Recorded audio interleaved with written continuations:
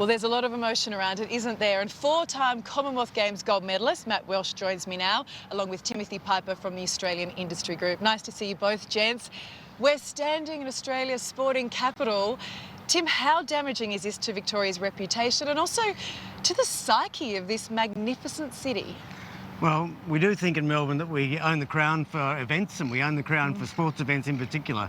But it's either fallen off or slipped a bit badly at the moment because the reputation of Victoria will have been tarnished as a result of this. The reputation of the government will be tarnished and indeed even the Commonwealth Games, they have to question whether they should have entered into the contract in the first place because, you know, it really isn't a good look internationally for Victoria to be having to pull the pin on something that is reasonably close and such a big deal for the state. And a hard cop for businesses too. Well, a hard cop for businesses because psychologically they were ready to go, you know, really keen, especially in regional areas where it was going to be a big deal. But, you know, we're pulling the pin on contracts with businesses as well. And I've spoken to a number already today who are wondering what they're going to do, how they're going to get the money back that they've already put into it. I know that some are considering taking action against the government as a result of it. And that's not a good look. You know, we'd much rather be running with this rather than having to take action, having a legal stoush with the government. So you talk about a psychological hit. Matt, you competed in the 2006 Com Games. That was right here in Melbourne. Just tell me what that opportunity meant to you to be in front of a home crowd as they were cheering and going nuts. Oh, it's a huge opportunity to, as you say, compete in front of a home crowd. And this announcement, you know, it's really disappointing. It's a big kick in the guts for athletes, for the Commonwealth Games themselves. And the Commonwealth Games stand as a really important stepping stone as part of that 4-year cycle. We see the Commonwealth Games every 4 years, and that really is a stepping stone for the Olympics, for World Championships, for a number of events. So it puts into doubt a lot of the planning, a lot of the preparation.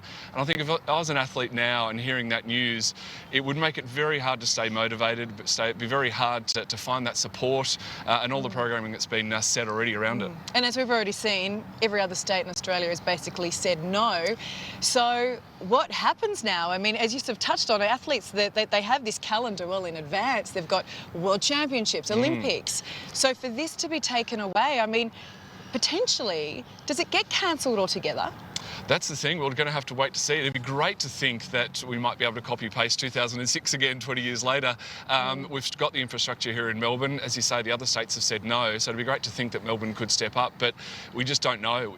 Is that missing altogether? Is that just going to be a blip in the Commonwealth Games history? And what happens to the Commonwealth Games from now? It's not a great spot to be in. So you would know how the athletes are feeling tonight? Yeah, very much.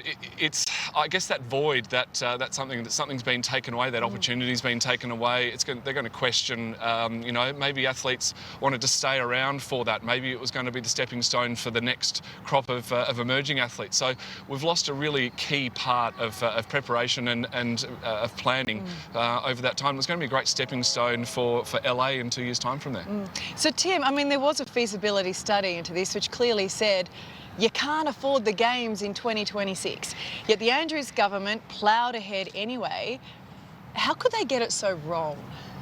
Well, right from the start, this was going to be a logistical difficulty because we were going to do it in regional Victoria, which the government was very proud that we could do it regionally rather than just in Melbourne where we had it before. But look, right across the board, they were trying to do it in 4 hubs and that had its logistical difficulties, trying to develop the infrastructure in the 2.5 years, 3 years that we had. We didn't have the skills, we didn't have the workers. Ballarat, which was one of the main hubs, had an unemployment of less than 3%. So where were you going to get the people?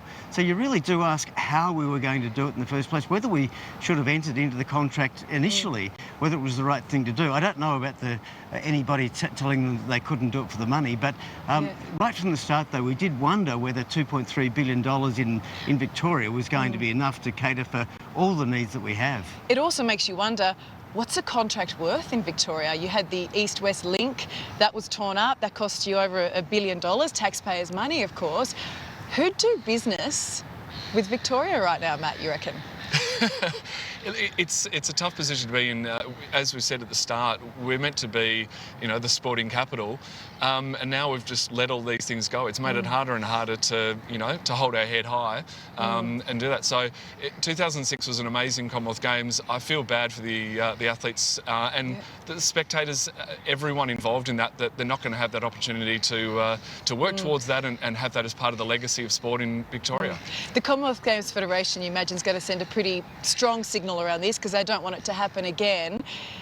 You've got to assume that this is going to be expensive for taxpayers to pull out of this contract. Well, that's one of the issues we don't know at the moment, and we're not being told anything about it, but there's no doubt that there's going to have to be some reparation as a result of that. Reparation not just to the Commonwealth Games organisers who will be looking to pass it on to somebody else, but also to those businesses that are invested at this stage, because it's not true that they haven't already invested. They have. They're expecting to get a return in 2 years' time, 2.5 years' time, and that won't happen. So we'll see some actions being taken. What we don't like, though, is that these legal stashes. It's not a good look for us. OK. Has Dan Andrews killed the Commonwealth Games, Matt? It's a big call, but I mean, the Commonwealth Games have always found it hard, or lately, I guess, have found it hard. We've had a number of cities pull out, and Birmingham, stepped in to take it over from South Africa, withdraw. So, is this going to be a common thread, a common occurrence leading forward? Don't know. We're going to have to wait to see. But I would hate to think that we're going to lose the Commonwealth Games based purely on it's just too hard. And when it means so much to athletes. Look, thank you both for coming out on a rather chilly Melbourne evening. It is. Appreciate Beautiful it. Melbourne evening, Ali. Wish we were talking about something more uplifting. Thanks, guys. Thank you.